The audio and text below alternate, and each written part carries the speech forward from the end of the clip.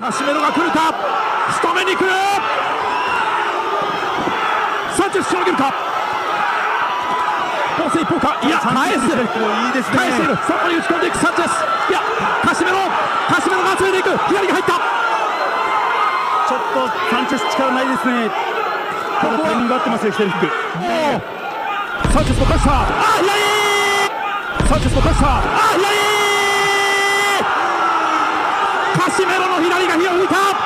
Hello guys, welcome back to our channel Winsworld TV. So Saul Sanchez ay hindi na nga rito lumabas sa Japan media, pagkatapos ng laban niya kontra sa former 3 World Division Champion Cuadro Alas Angas ng Pinas John Riel Casimero, kung saan ay brutal itong na-knockout sa mga kamay ni John Riel Casimero sa round 1 ng kanilang laban, at tila nagtatago na nga ito sa social media itong si Saul Sanchez, dahil sa pinsalang natamo niya sa mga kamay ni John Riel Casimero. Ayon sa ating napag-alaman ay nagpapagaling daw itong si Saul Sanchez sa hospital dahil nakaramdam daw ito ng pagkahilo at pagsusuka, isang indikasyon na maaring naalog ng sobra ang kanyang utak, dahil sa sobrang lakas ng impact na natamo niya kay former 3 World Division Champion Cuadro Alas Angas ng Pinas John Riel Casimero. Sanchez mo kasa! Sanchez mo kasa! カシメロの左が火を吹いた。失敗されるんですけども、いきなりいった、火をついた。しかし右を入れた。手をついたか、手をついたか。Sa ating napag-alaman ay nagtamo daw itong si Saul Sanchez ng matinding pinsala, na kung saan ay mailan ulit daw ito nahilo, pagkatapos ng kanilang laban sa ating kababayan na si former 3 World Division Champion Cuadro Alas Angas ng Pinas John Riel Casimero, na ginanap ngayong araw October 13, 2024 sa bansang Japan. Dahil sa pangyayaring ito ay aktong nasasaksihan ng ilang fans at Team Sanchez ang pangyayaring ito, at para na rin ito sa kaligtasan ni Saul Sanchez, ay nagsalang ito sa iba't ibang mga test para masiguro na ito ay ligtas. Dahil napakadelikado sa isang boksingero ang mahilo, lalong-lalong nakakatapos lang ng laban niya sa former 3 World Division Champion Cuadro Alas Angas ng Pinas John Riel Casimero. Dahil sa pangyayaring ito ay inaasahan na rin ng mga boxing expert dahil halos solid ang tama ni Saul Sanchez kontra John Riel Casimero, magmula sa umpisa ng round 1, hanggang sa kalagitnaan nito ay puro solid ang natatanggap niyang suntok dito. Sanchez mo kasa! Sanchez mo kasa! カシメロの左が火を吹いた。 Kaya hindi rin ito katakataka na maapektuhan ang kanyang utak at maalog ito dahil sa sobrang lakas ng impact ng suntok ni former 3 World Division Champion Cuadro Alas Angas ng Pinas John Riel Casimero. At isa sa mga sintomas nito ay ang pagkahilo. Ang pinsala sa utak ay isang napakalaking alalahanin sa isang combat sport tulad ng boxing, kung saan ang mga boksingero ay nasusuntok ng todo sa mukha. Si Saul Sanchez na nagkaroon ng pinsala sa laban kontra John Riel Casimero, ay under observation pa hanggang sa ngayon.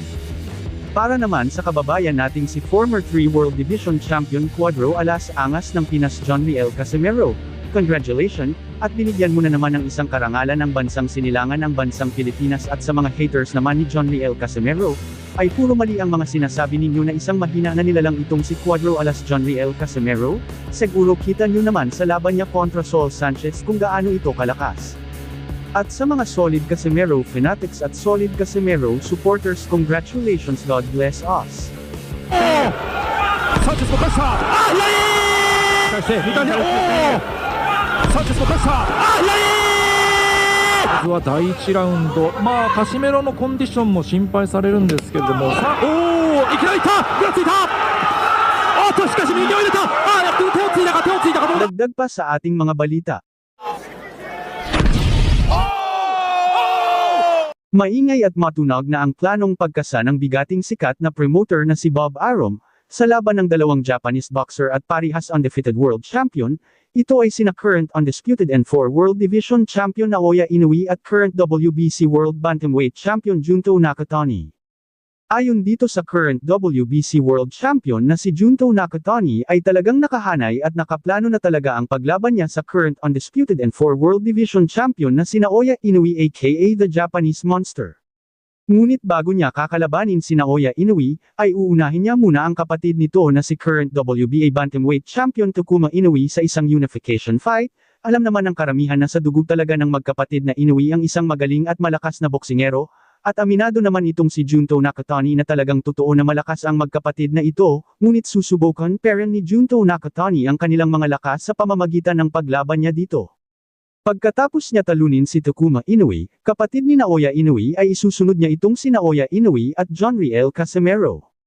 Ayon kay Nakatani ay gusto niya rin makalaban si Cuadro Alas Angas ng Pinas Jonriel Casimero, dahil gustong-gusto niya talaga mangbagbog ng mga boksingerong maangas sa ibabaw ng boxing ring. Aminado din dito si Junto Nakatani na isang malakas na nilalang itong si Jonriel Casimero, ngunit wala namang masama daw kung susubukan niya ang lakas nito. Dahil tulad sa rason niya na gusto niya makalaban ang Inoue Brothers ay ganun din ang rason niya sa paglaban niya sa angas ng Pinas Jonriel Casimero. Sa kasalukuyan ay napakaabala itong si Junto Nakatani sa kanyang mga training, bilang paghahanda sa paparating niyang laban na magaganap sa bansang Japan ngayong October 14, 2024, ang laban ay isang world title defense. Dedepensahan ni Junto Nakatani ang kanyang hawak na titulo laban kay Tasana sa lapat ng bansang Thailand na may tala na 76 wins, 53 dito ay tinalo niya sa pamamagitan ng knockouts, at may isang talo. Marami din kasing naniniwala sa lakas nitong si Junto Nakatani at makakapagbigay ng unang pagkatalo dito sa tinaguriang The Japanese Monster Naoya Inoue. Kaya kabang-abang talaga ang laban Naoya Inoue kontra Junto Nakatani at Jonriel Casimero kontra Junto Nakatani. Ano sa tingin nyo guys, babagsak kaya si Junto Nakatani sa mga kamay ni Naoya Inoue or babagsak ito sa mga kamay ng tinaguriang Cuadro Alas Angas ng Pinas Jonriel Casimero?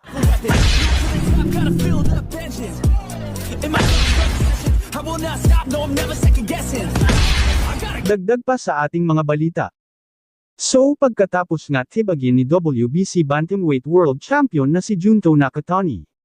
Sa round 1, itong si Vincent De Acero Astrolabio, ay tila naging daan ito para itong si Junto Nakatani ang nakahanay na naman na gusto makalaban ni former 3 World Division Champion, Cuadro Alas Angas ng Pinas Jonriel Casimero, dahil alam naman ng karamihan na ang laban ni Naoya Inoue versus Jonriel Casimero ay medyo malabo na mangyari, dahil talagang hindi pinapansin ni Naoya Inoue itong si Cuadro Alas Angas ng Pinas Jonriel Casimero kahit ano pa ang gawin niyang pagpapapansin dito.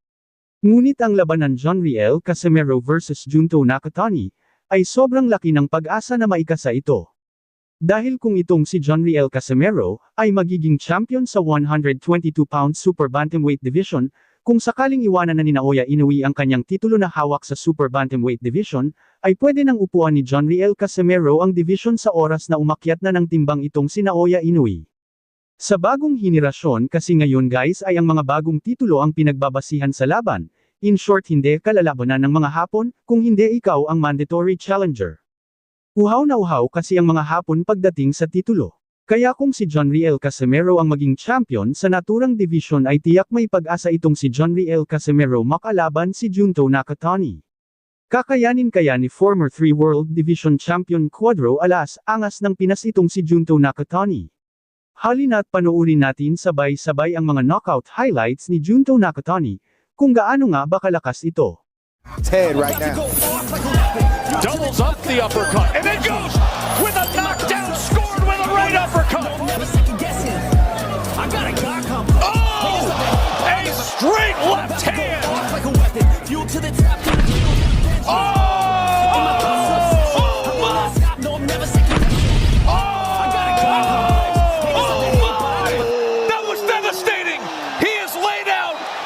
Thank you for watching. Salamat sa inyong panunood. This is Wins World TV, saying peace, love and good vibes lang tayo lagi, okay, alright.